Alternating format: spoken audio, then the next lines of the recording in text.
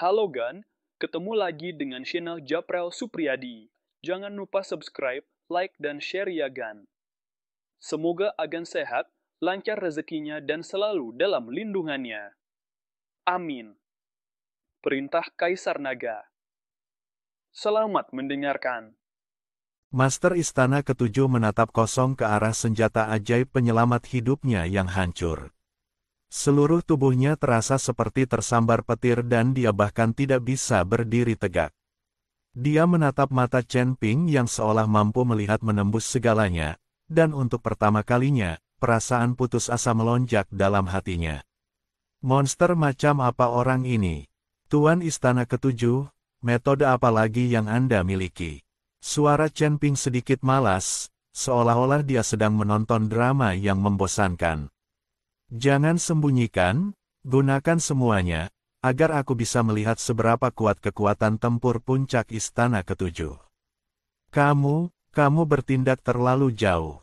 Master Istana Ketujuh terpaksa berada dalam situasi putus asa, dan sedikit kekejaman melintas di matanya, karena kamu mencari kematian. Jangan salahkan aku karena menggunakan teknik rahasia terlarang. Dia menggigit lidahnya dengan keras, dan seteguk darah menyembur ke dadanya. Tangannya dengan cepat membentuk segel yang sangat misterius. Dalam sekejap, auranya melonjak, dan kultivasinya, yang awalnya berada di puncak alam abadi, menunjukkan tanda-tanda terobosan. Api keemasan mengelilingi tubuhnya, dan garis-garis aneh muncul di wajahnya. Ini adalah pengorbanan untuk para dewa, kata Huo Jingjing dengan ngeri. Huo Jingjing juga merupakan anggota kuil, jadi tentu saja dia tahu kekuatan pengorbanan kepada para dewa. Mata Homazi menyipit, dan dia hendak melangkah maju untuk membantu, namun dihentikan oleh Chen Ping dengan tatapannya. Chen Ping menatap Master Istana Ketujuh yang momentumnya meningkat pesat. Alih-alih takut, dia menunjukkan sedikit ketertarikan. Oh, pengorbanan dari para dewa, menarik. Master Istana Ketujuh saat ini bagaikan dewa, dengan api keemasan mengelilinginya. Dia meraung dan meninju Chen Ping. Pukulan ini mengandung semua kekuatan sumber kehidupannya yang membara. Ruang itu terdistorsi oleh angin tinju itu, ada bayangan samar dewa yang mengembun di tinju itu, memancarkan tekanan yang merusak. Chen Ping, bersiaplah untuk mati. Akan tetapi, menghadapi pukulan yang mampu membuat ahli alam abadi manapun ketakutan, Chen Ping hanya mengangkat tangan kirinya pelan, merentangkan kelima jarinya, dan tampak perlahan mengulurkan tangan ke arah angin tinju itu. Engah, tidak ada suara yang menggetarkan bumi seperti yang dibayangkan, hanya suara samar-samar. Telapak tangan Chen Ping dengan mudah menggenggam tinju Master Istana Ketujuh, dan angin tinju yang mengguncang bumi langsung menghilang di telapak tangannya, seperti setetes air di lautan. Master Istana Ketujuh. Dia menatap dengan mata terbelalak ke arah tinjunya yang mudah ditangkap. Merasakan vitalitas terkuras dari tubuhnya bagaikan air pasang, dan kekuatan tak terbatas yang keluar dari telapak tangannya seakan mampu melahap segalanya. Keputusasaan di dalam hatinya menenggelamkannya bagaikan tsunami. Bagaimana itu mungkin? Dia membakar habis kekuatan hidupnya dan menggunakan jurus pamungkasnya, tetapi, dia bahkan tidak menyentuh sudut pakaian lawannya. Chen Ping menatap ekspresinya yang ketakutan, dan lengkungan dingin muncul di sudut mulutnya. Tuan Istana Ketujuh. Apakah ini semua kekuatanmu? Dia menggoyangkan pergelangan tangannya sedikit. Retakan. Master Istana Ketujuh hanya merasakan nyeri yang tajam di lengannya, dan tulang-tulang seluruh lengannya langsung patah. Sambil berteriak, dia terlempar keluar oleh Chen Ping dan menghantam pilar batu aula dengan keras. Engah, Master Istana Ketujuh memuntahkan seteguk besar darah, dan sumber kehidupan yang terbakar di tubuhnya menjadi tidak teratur. Keadaan pengorbanan para dewa langsung terangkat, dan napasnya menjadi lemah. Dia berjuang untuk bangkit dari reruntuhan dan menatap Chen Ping yang mendekat selangkah demi selangkah, matanya dipenuhi ketakutan dan keputusasaan yang luar biasa. Dia sekarang akhirnya mengerti bahwa jurang antara dirinya dan lelaki di depannya bukanlah jurang alam sama sekali. melainkan perbedaan yang sangat besar seperti jurang antara semut dan naga. Kamu, apa yang kamu inginkan? Suara Master Istana Ketujuh terdengar serak dan dipenuhi air mata, dan dia tidak lagi memiliki martabat sebagai Master Istana. Aku minta maaf. Aku minta maaf kepada Istana Kedelapan. Aku minta maaf kepada Huo Zhao. Tolong maafkan aku. Ketika orang lain di Istana Ketujuh melihat kepala istana mereka memohon belas kasihan, mereka semua menundukkan kepala dan tetap diam. Awalnya mereka berniat untuk maju menyerang, tetapi setelah melihat kekuatan sejati Chen Ping, mereka semua mundur.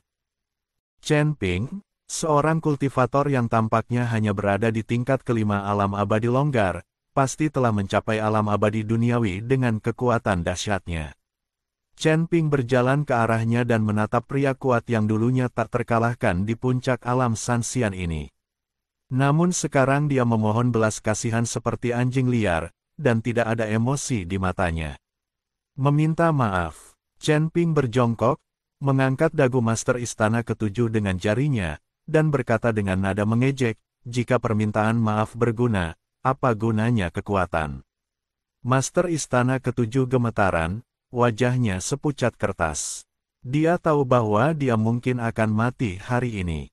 Aku dari Kuil. Jika kau membunuhku, Kuil tidak akan membiarkanmu pergi. La masih melakukan perlawanan terakhirnya. Kuil. Chen Ping terkekeh, berdiri, dan menyingkirkan debu yang tidak ada. Di mataku, Kuil itu tidak lebih dari sarang semut yang lebih besar.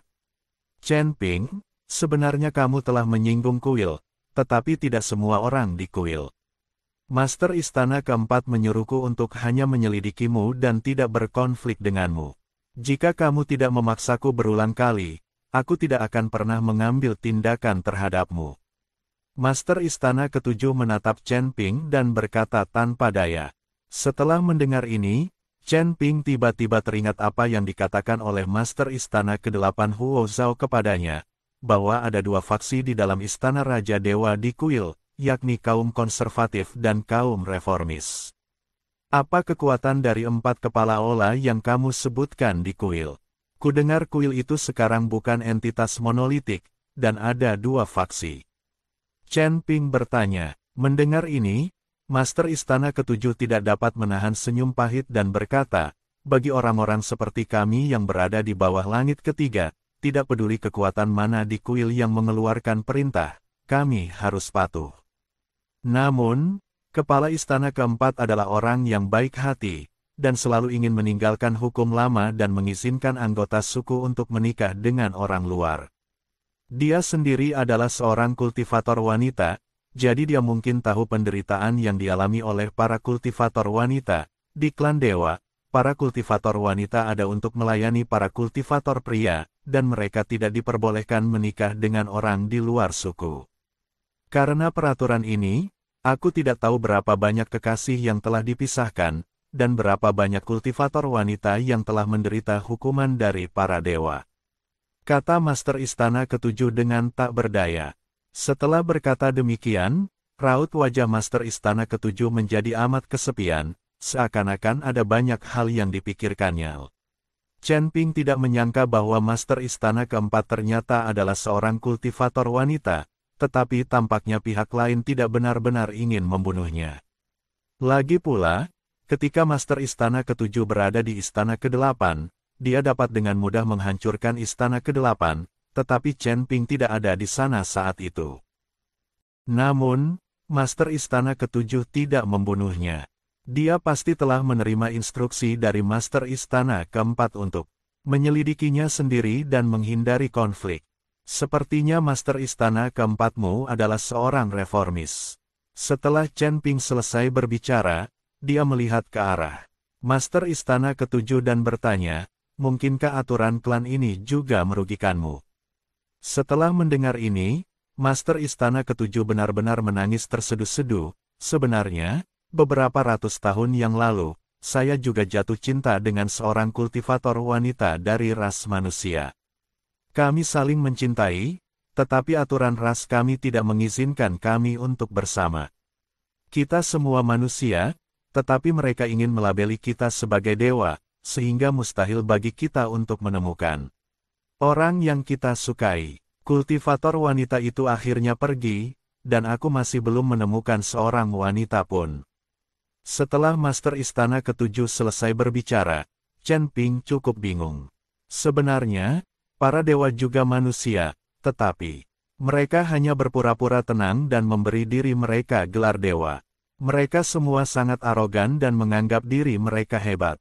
Meskipun demikian, masih ada beberapa orang di antara para dewa yang mampu menghadapi kenyataan. Kalau nggak punya kemampuan, percuma aja ngasih banyak gelar ke diri sendiri. Hari ini, aku tidak akan membunuhmu, kata Chen Ping. Master Istana Ketujuh tiba-tiba mengangkat kepalanya, secercah harapan melintas di matanya. Tapi, Chen Ping mengalihkan pembicaraan, cahaya dingin melintas di matanya, jika kamu berani berkomplot melawan Istana ke-8, aku pasti akan menghancurkan Istana Ketujuhmu. Tidak, sama sekali tidak. Master Istana Ketujuh menggelengkan kepalanya berulang kali. Aku harap kamu bisa menepati janjimu, kata Chen Ping dengan dingin. Begitu dia selesai berbicara, Chen Ping tiba-tiba merasakan aura berbahaya. Tiba-tiba dia mendongak dan melihat cakrawala barat laut ditelan oleh tinta tebal. Awan hitam yang bergelombang dipenuhi dengan puluhan juta api jiwa, yang tampak seperti pupil beberapa makhluk hidup, mengunci posisinya dari jarak puluhan mil. Di atas reruntuhan Istana Ketujuh, udara dunia bawah melonjak seperti tinta. Wanita cakar hantu melayang di udara, cahaya merah dari manik-manik jiwa di antara ke-10 jarinya melonjak, mengubah seluruh langit menjadi warna merah darah yang menakutkan. Matanya setajam pisau, menyapu kerumunan di bawah dan akhirnya berhenti pada Chen Ping. Serahkan tokennya dan kamu bisa menjaga tubuhmu tetap utuh. Suara wanita cakar hantu itu bagaikan sepotong besi berkarat yang menggores dinding batu, dan setiap kata-katanya mengandung aura dingin dan membunuh. Chen Ping berdiri di tanah yang hangus, dengan aura samar mengelilinginya. Siapa kamu? Tanya Chen Ping. Kami adalah dua tetua Netherworld. Kau membunuh Ghostface dan mengambil tokennya. Sekarang serahkan tokennya dan kami bisa membiarkanmu mati dengan nyaman.